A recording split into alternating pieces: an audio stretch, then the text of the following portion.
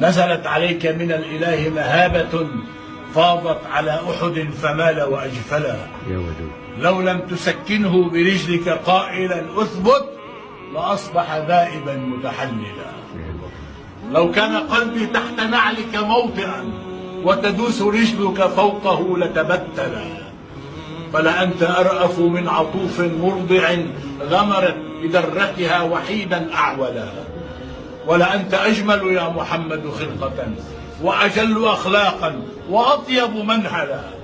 إن النساء وكن قبلك حطة، إن النساء وكن قبلك متعة، إن النساء وكن قبلك سلعة أضحين في أنوار شرعك مشعلا. أنت الذي جعل النساء شقائقا وأزال صنع الوائدات من الفلا، وجعلت تحرير العبيد عبادة زلفى تنال بها الجنان وتجتلى. هذا كتابك في البرية مشرق يحيي جهولا أو يقوم أحولا. لم يكشف العلماء سر حقيقة إلا وجاء بها كتابك أولا.